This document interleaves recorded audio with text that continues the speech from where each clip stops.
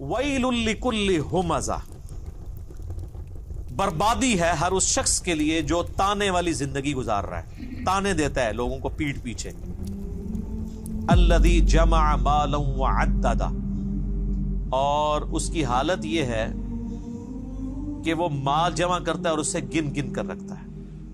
اپنی حالت اس کی یہ ہے کہ پیٹ کے پیچھے لوگوں کے عیب تلاش کرتا ہے، لوگوں کو تانے دیتا ہے، برائیاں بیان کرتا ہے، اور اپنی حالت یہ ہے کہ اس نے مال جوڑ رکھا ہے اور اسے گنتا رہتا ہے. یعنی مال کی محبت کے ساتھ یہ چیزیں امپلائڈ ہیں کہ آپ کو مال کی محبت اس لیول تک لے جائے گی کہ آپ لوگوں میں عیب تلاش کرنا شروع کر دیں گے، لوگوں کی برائیاں نکالنا شروع کر دیں گے.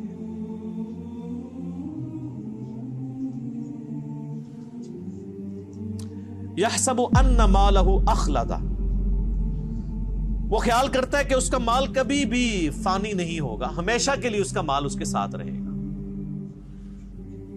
جو لوگ مال جوڑ رہے ہوتے ہیں نا، ان کی حالت ویسے یہی ہوتی ہے. اربوں روپیہ جوڑا ہوا ہے لوگوں نے، اور وہ سمجھتے شاید ساتھ لے کے جائیں گے. حالانکہ میں آپ کو بتاؤں کہ اگر کوئی شخص روزانہ 1,00,000 روپیہ خرچ کرے نا، روزانہ، تو 1 ارب ختم کرنے کے لیے اسے 25 سے 30 سال چاہیے. یہ کیلکولیشن کر لیجئے گا. 1 ارب اتنی بڑی رقم ہے، اور یہاں لوگوں کے پاس اربوں ہوتے ہیں، اور 70-80 سال کے ہوئے میں ان سے پوچھا آپ نے کتنی زندگی گزارنی ہے، اور روزانہ 1,00,000 روپے کو خرچ کر سکتا ہے؟ کیا کرے گا؟ نوٹ بھی کھانا شروع کرے تب بھی نہیں کھا سکتا. لیکن جب جس کو لت پڑ جائے تو وہ پھر یہی کرتا ہے، اور پھر وہ سمجھتا ہے میرا مال فانی نہیں ہوگا، نہ اس نے مرنا ہے. کلا، ہرگز نہیں. لَيُنبَذَنَّ فِي الْحُطَمَةِ، یقیناً اسے حطمہ میں پھینک دیا جائے گا. یعنی دنیا کی محبت میں جو مبتلا ہوا اور تباہ و برباد ہو گیا، اس کا الٹیمیٹ انجام حطمہ ہے. وما ادراک ما الحطمہ، اور تم کیا جانو کہ حطمہ کیا ہے؟ نار اللہ الموقدہ، وہ اللہ کی ایک آگ ہے جو خوب بھڑکائی ہوئی. ان دوزخ کی آگ.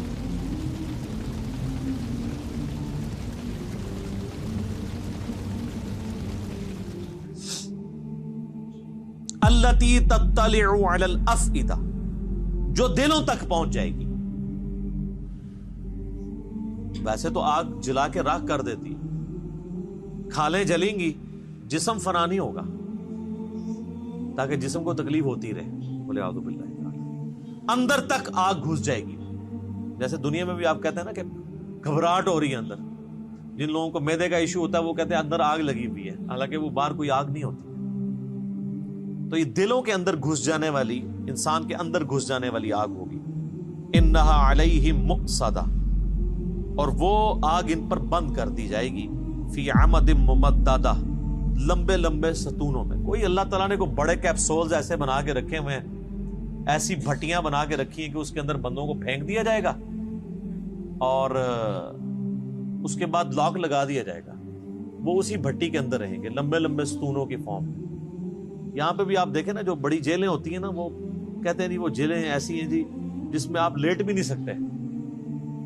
4 فٹ بائی 4 فٹ کی جیل، اور آپ اسی کو ذرا کم کریں، اگر آپ 1.5 فٹ بائی 1.5 فٹ یا 2 فٹ بائی 2 فٹ کی جیل ہو جس میں آپ لیٹ بھی نہ سکیں اور کھڑی ہوئی حالت میں، اور اس میں انسان کو باہر سے آگ چھوڑ دی جائے، اندر آگ نہ جلائی جائے، تو کیا انسان کی حالت ہو.